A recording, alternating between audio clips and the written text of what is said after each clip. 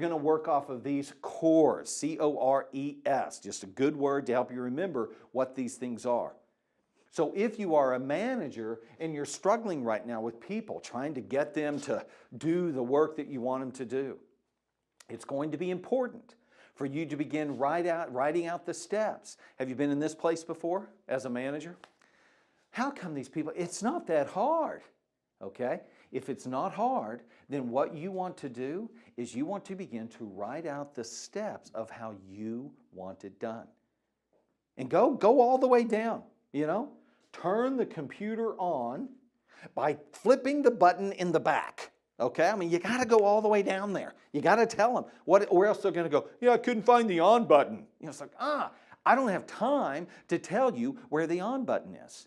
Okay, so we just need to make sure it's part of the process.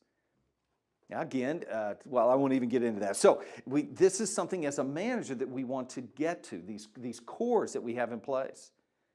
So once again, if you're a manager and you're having a hard time getting people to do the things that you need them to do, then first of all, I want to strongly encourage you to begin writing systems.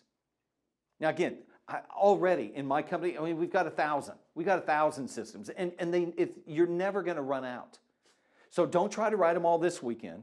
Don't start with a blank piece of paper. System. How do I want to do that? Don't do that.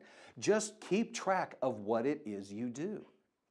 If you are consistently giving people a job of uploading a video to a website, or if they are consistently doing a job of editing pictures or editing a video, if they're constantly doing a specific job of taking video, if they're constantly doing a job in a certain thing with the marketing and your graphic design, if they're constantly doing a job of inspiring people and in front communicating with people, then what you want to do is just keep track of, here are the steps to do this activity, because I want to produce consistency. I want everyone to go through the steps, okay? Again, if you don't do this as a manager, it doesn't make you a bad person. No one's going to hell here, okay?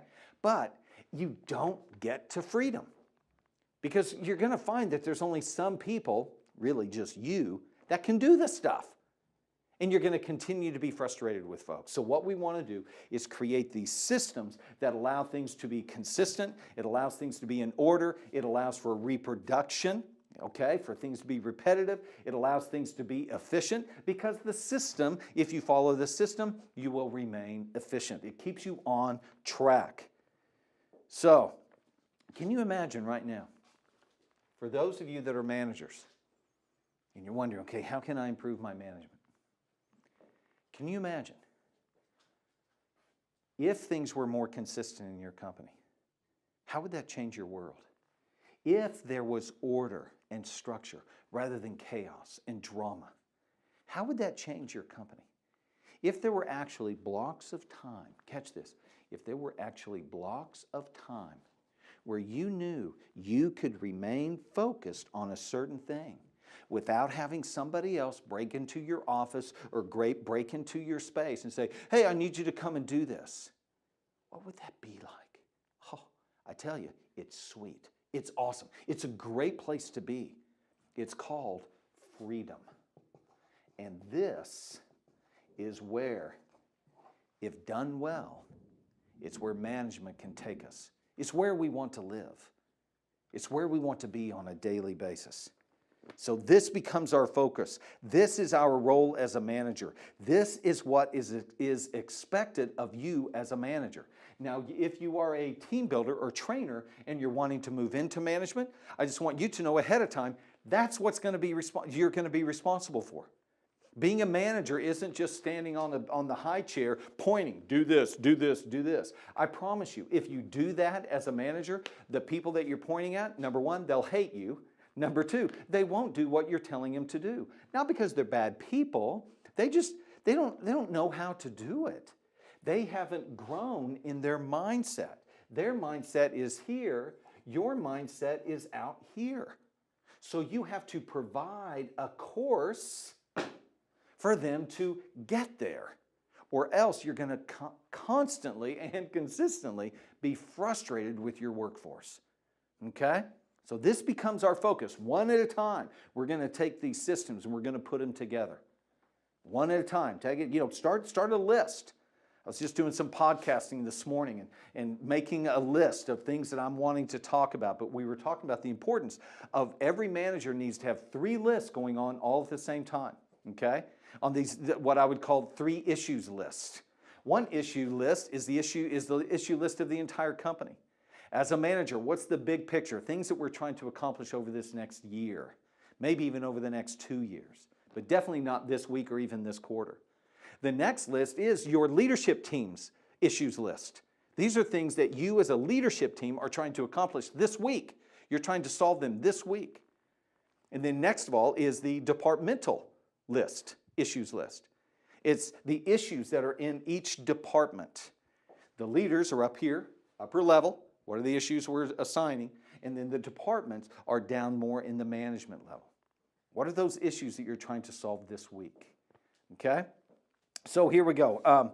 We are all, what are all the activities that need to go on for your shift, your department, your company, your team to function well?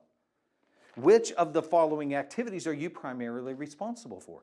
I've got a list here of several different activities, and this is by no means an exhaustive list. But which of these activities are you responsible for? Are there multiple? You need to identify what are your responsibilities. Well, Clay, I'm pretty much running this company. They hired me and I'm just doing everything around here. Be careful with that. We have to identify what your responsibilities are. Now, we're going to talk about this in more detail in our next session where we talk about our organizational chart or the accountability chart or responsibility chart, okay? They kind of go by 3 names. We're going to do that in our next session. But right now, I just want to encourage you to make a list. Take the time. Stop the video right now. Take the time. What are you responsible for?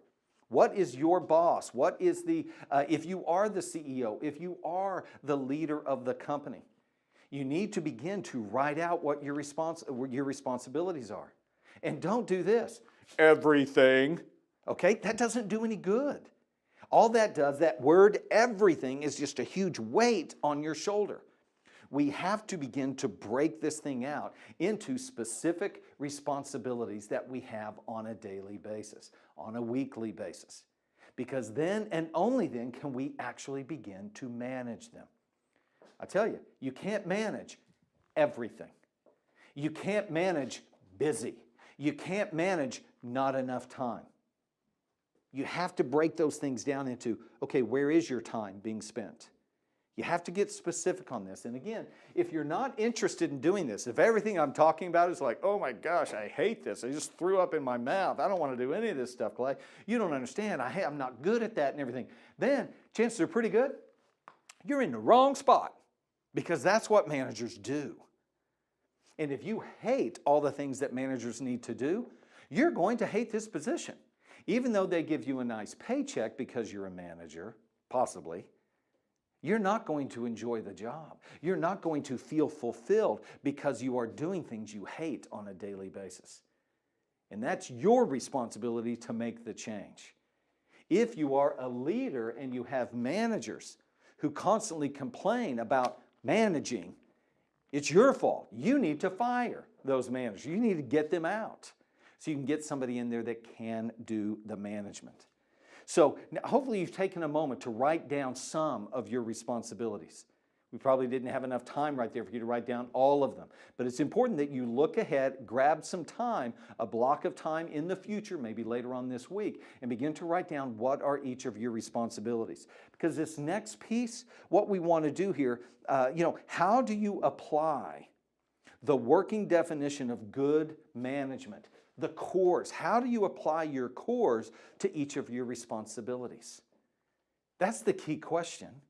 How do you apply these cores to each of the responsibilities that you have? And you want to go one at a time. Don't try to get overwhelmed by everything. Guys, again, the job's not going anyplace. It's going to be here tomorrow. You're going to take one piece at a time and begin to solve these issues that are coming up and put each of these tasks, each of these responsibilities into a system. I've been working for the last 4 years on systems in my company. Guys, they just never stop. As your company grows, you're going to need to add new systems. Or else, catch this, here's what happens, okay? I do have a client, they've had a company for 30 years. Their company has grown and grown and grown. They haven't put in systems as they have grown. And so by default, what's happened is they have become more and more and more dependent upon people. And unfortunately, the main person that they're becoming more and more dependent upon is the owner. And now the owner is coming to me and going, Clay, I'm tired. I've been going for 30 years. I want to leave this thing, but I can't, because if I'm gone, the whole thing goes down. It's because we didn't put together systems. We built the company on the back of people rather than on the back of processes. Okay?